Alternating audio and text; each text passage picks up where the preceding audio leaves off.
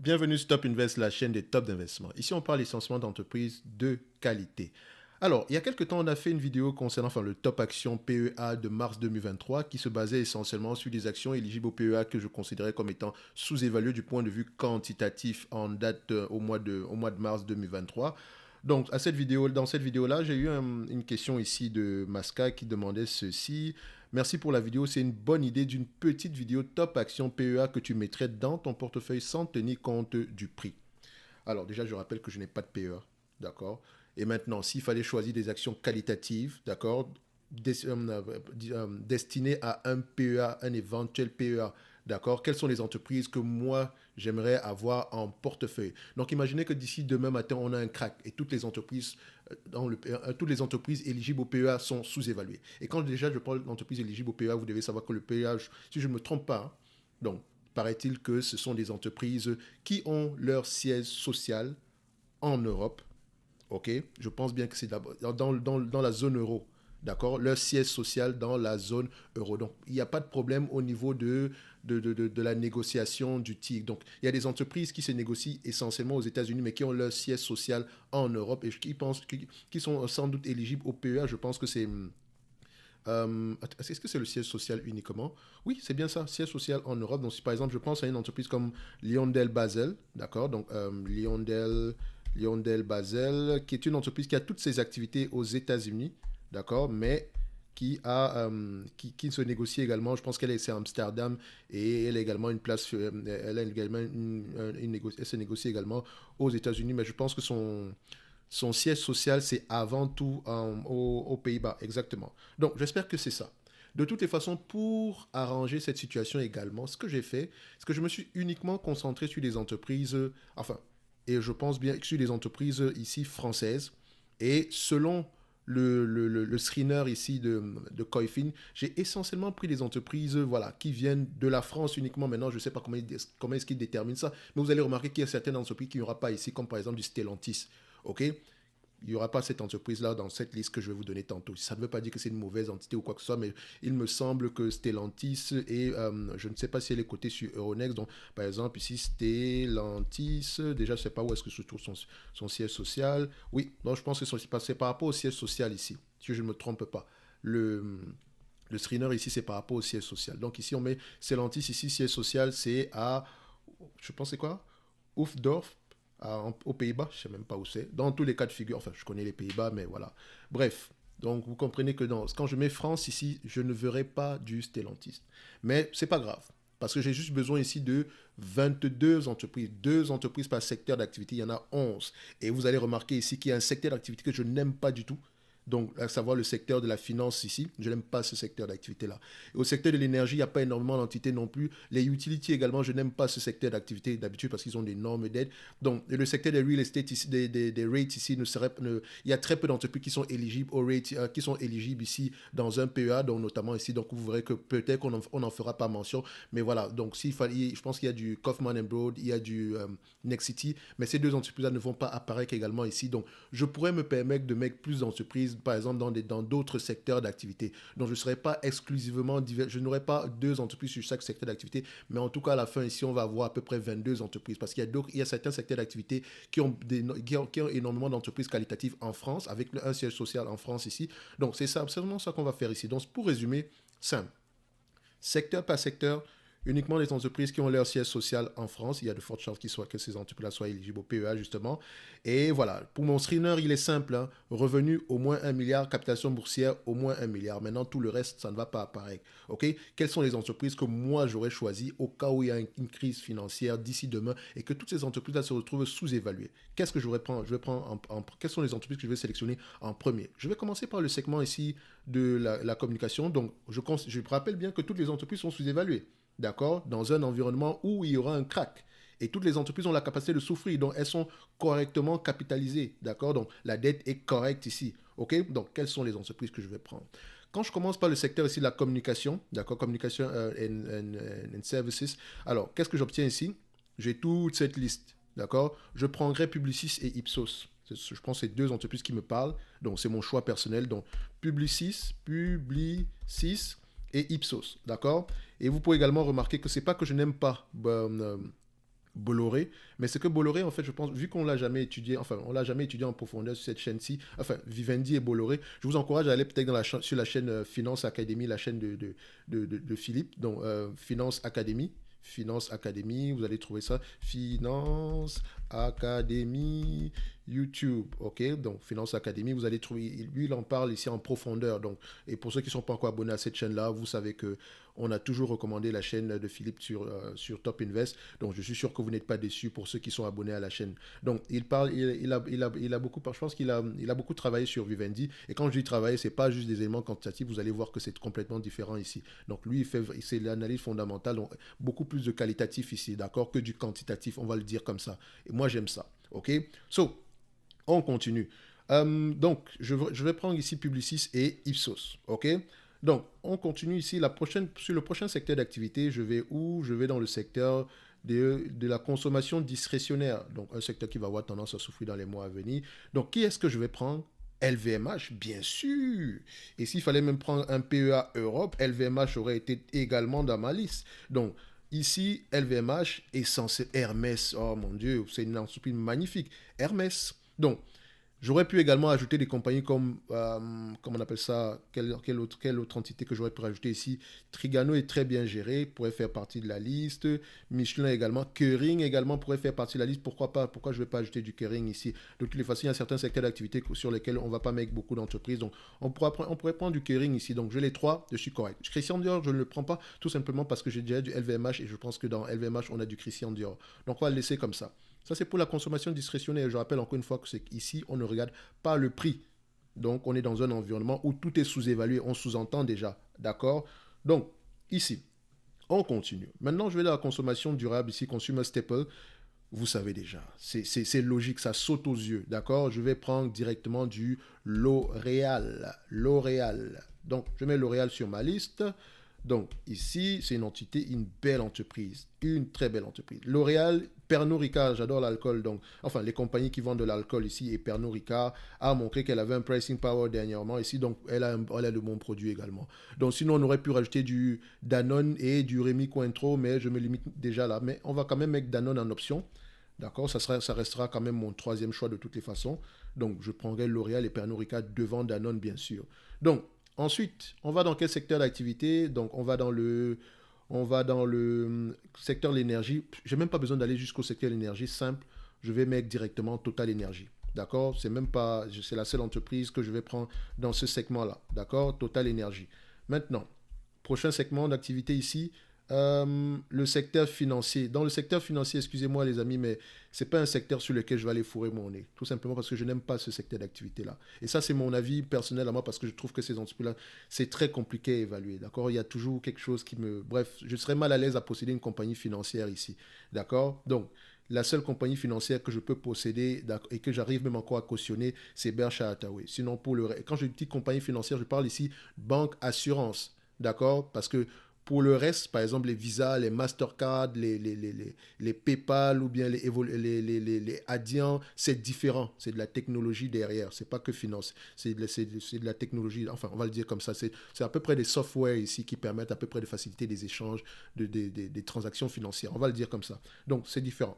Mais finance ici, bon, voilà, je prendrais du Amundi.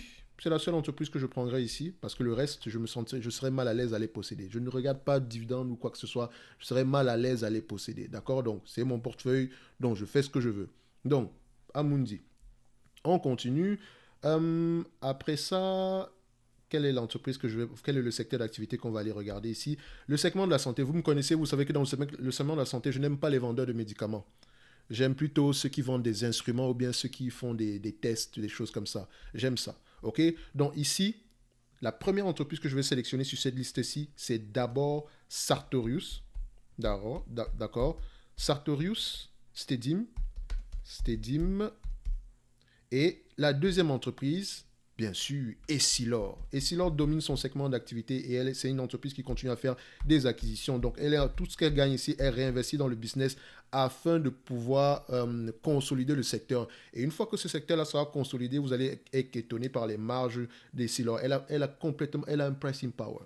Il y a même pas de certitude, elle a un pricing power Essilor. Donc, je la mettrai sur ma liste. Donc, parmi les deux entreprises, s'il faut sélectionner deux entreprises ici, je prendrai ces deux entités-là. Maintenant, s'il faudrait en ajouter une en supplément, je prendrai Sanofi en troisième choix et bioMérieux en quatrième choix. Et encore, ça se dispute. Je pourrais même encore prendre du bioMérieux en premier choix, en troisième choix ici.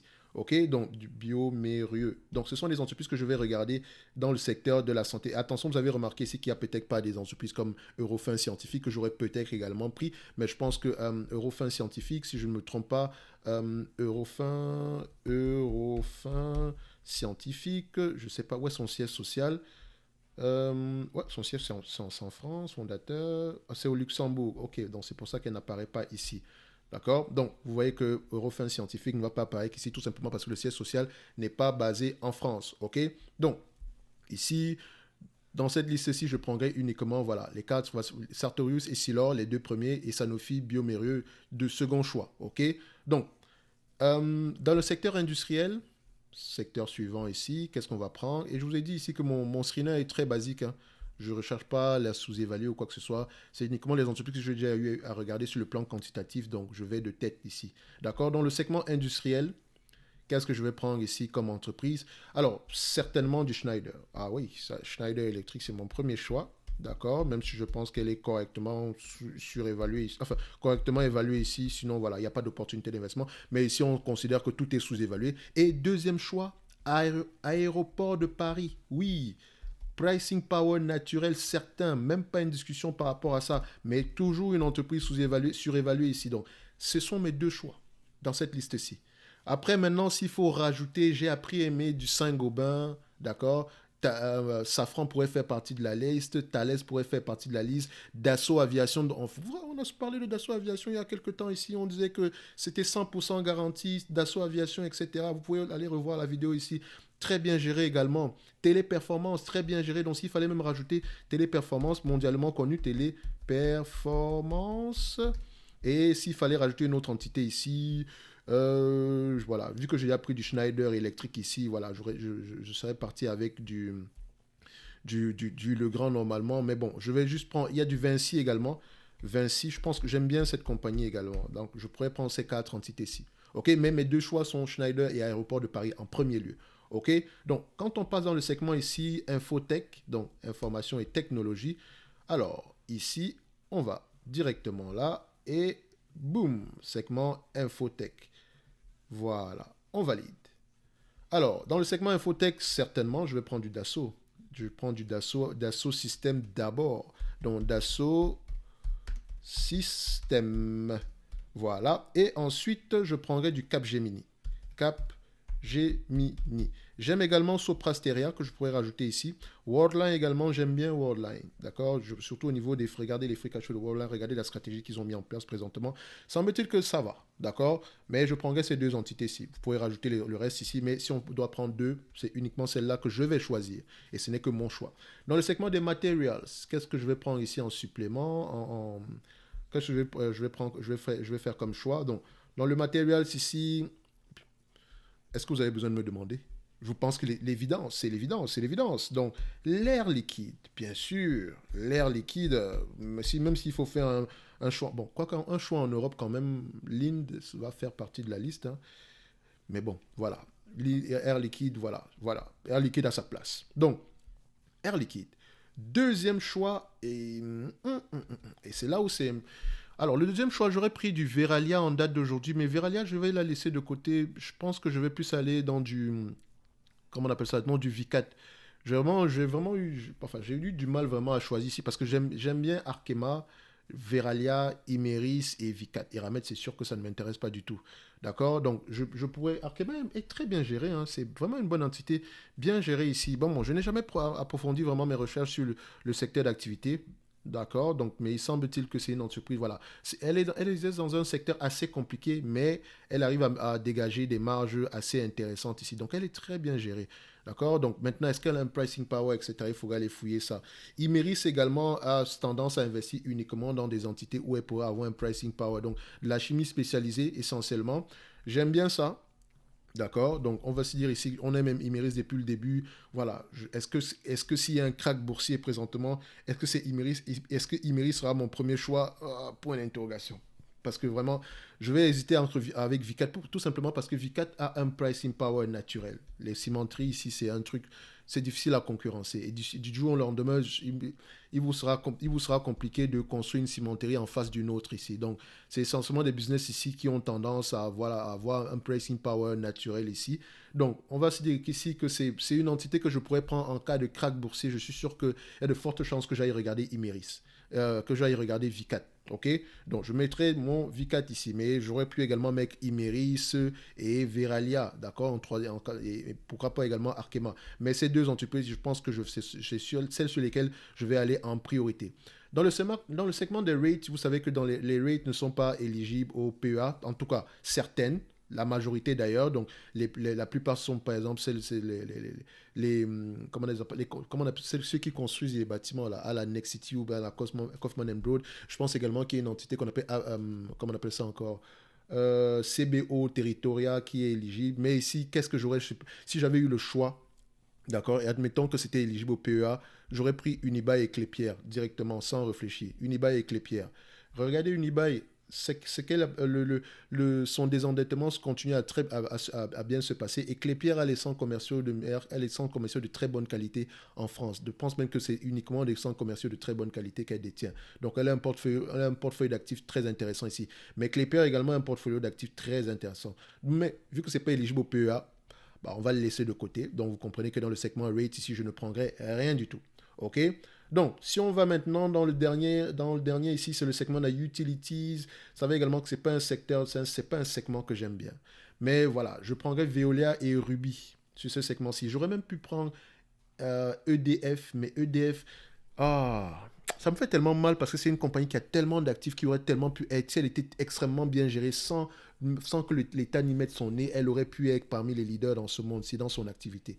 Ok, mais voilà, ici c'est sûr que je vais pas elle va pas faire partie de la liste. NG, je me pose toujours la question de savoir est-ce que la période actuelle ici n'est pas très bénéfique enfin, et n'est pas par exemple NG, je pense que non, je serais un peu, voilà, quand je regarde à peu près la rentabilité sur l'onde, je dis que non, il y a quelque chose ça ne m'intéresse pas. Donc on ira peut-être sur Veolia, qu'on a étudié dernièrement ici, même si je pense que Veolia devrait plus se concentrer ici au remboursement de la dette, mais elle a les moyens de le faire ici, donc je prendrai du Veolia et du Ruby. Ok, donc on va mettre ici Veolia, Veolia, Veolia et Ruby. Et tout simplement parce qu'on reste uniquement en France. Parce que si on allait ailleurs, je ne pense même pas que ces deux entreprises-là allaient faire partie de la liste. Donc, vous voyez ici que dans le Utilities, on prend Veolia et Ruby. Rate prend personne. Le matériel, je prends Air Liquide et Vicat.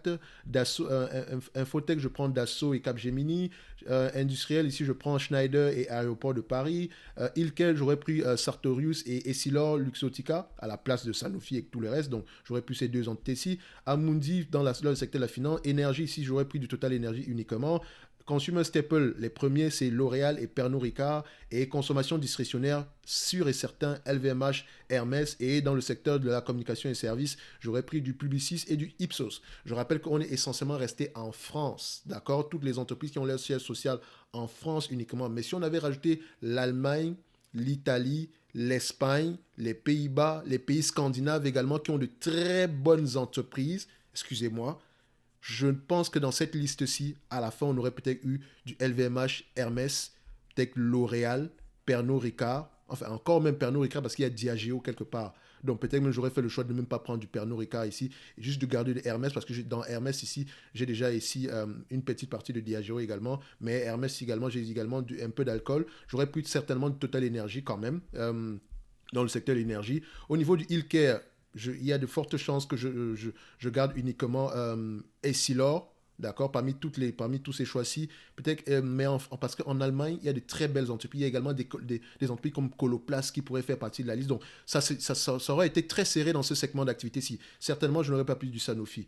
Au niveau de industriel ici, j'aurais privilégié, voilà, il y a de fortes chances que je garde quand même Aéroport de Paris, qui est un pricing power naturel, mais également Schneider, mais également en Europe et en Allemagne, il y a de très belles entreprises dans le secteur industriel. Donc, ça allait être également assez compliqué. Infotech également, ça allait être assez compliqué. Donc, si cette liste-ci, s'il fallait choisir par exemple deux entreprises par pays admettons qu'on a peut-être 11 pays ici au sein de l'Union européenne, je ne sais même pas combien, dans l'eurozone, je ne sais pas combien de pays ils sont, et qu'on devrait sélectionner uniquement 2 entités par pays. Je pense que les 2 entités par pays, les 2 entités que j'aurais pris ici sont, voilà, 2 entités par pays et qui ne viennent pas du même secteur, voilà. Vous voyez que là, je complique un tout petit peu le choix pour que ce soit plus facile. J'aurais sélectionné du LVMH et du comment on appelle ça, et de L'Oréal ou bien Air Liquide, d'accord. Donc ça aurait été très compliqué. Donc si je devais prendre 2 entreprises par pays ici en Europe afin de pouvoir faire un PEA, voilà, un PEA européen ici, j'aurais pris à peu près uniquement et qu'il fallait prendre uniquement 2 entreprises en France. Voilà à peu près les 2 entreprises que j'aurais sélectionnées. Mais il y aurait eu match. Il y aurait vraiment eu match ici parce que vraiment le choix est énorme. Il y a de très belles entreprises, enfin LVMH, Hermès, L'Oréal, Pernod Ricard, Total Energy, Essilor, Schneider Electric, Aéroport de Paris, Dassault Systèmes, Air Liquide, voilà des entités françaises qui s'imposent à l'international également. Ok, Publicis, il ne faut pas également oublier Publicis, d'accord. Ça, c'est uniquement ma liste ici. Comme je le rappelle ici, elle n'est pas basée sur une évaluation quantitative ici. Donc, on s'est dit que toutes ces entreprises ici sont sous-évaluées. Et toutes ces entreprises, on a lu les rapports financiers. Bien sûr, donc avant de les acheter, on lit les rapports financiers. Toutes ces entreprises ont également la capacité d'augmenter le prix, ont également la capacité d'augmenter leur prix tout en maintenant leur volume. Et également, elles ont une structuration financière assez correcte ici qui pourrait leur permettre de survivre en période difficile. Ok, donc la liste ici est non exhaustive. Vous pouvez faire plusieurs combinaisons ici. Ok, mais voilà, je me dis toujours, on peut pas suivre, il est difficile de suivre plus de 20 entreprises. D'accord. Donc idéalement, même comme je vous le disais tantôt, moi je réfléchis à descendre aux alentours de 15 entreprises ici. Et s'il fallait choisir 15 entités ici, vous voyez qu'il y a beaucoup d'entités. Par exemple, ce qui est sûr, je n'aurais peut-être pas mis du Amundi. Ok, donc voilà, ça complique encore plus la tâche, mais au moins on garde la crème de la crème. Donc ici, je pense que si vous gardez 15 entités et que vous allez sélectionner parmi toutes celles-ci, il y a de fortes chances que vous ne perdiez pas beaucoup d'argent dans le futur si vous les achetez à n'importe quel prix. Mais si vous allez acheter à des prix intéressants, ici, il y a de fortes chances que vous gagnez beaucoup d'argent. OK? Ben, n'oubliez pas, toujours lire ces rapports financiers, il faut comprendre ce que fait l'entreprise ici. OK? On ne les achète pas uniquement sur des éléments quantitatifs. Donc, pour tous ceux qui veulent aller plus loin, on a dans le lien de cette description, dans la chaîne, le lien de cette vidéo aussi, le service Top Premium ainsi que la Top Newsletter. Donc, on va se donner rendez-vous sur la prochaine vidéo ici. Peut-être qu'on fera un PEA ici uniquement, voilà, en Allemagne, en Espagne, etc. Donc, uniquement sélectionner les entreprises qualitatives dans ces zones-là. Ça pourrait être assez intéressant d'ailleurs. D'accord? Dites-moi si ça pourrait être intéressant également. OK? Donc, on va se donner rendez-vous ici sur la prochaine vidéo. Et d'ici là, portez-vous bien, likez, abonnez, partagez comme vous voulez. Merci.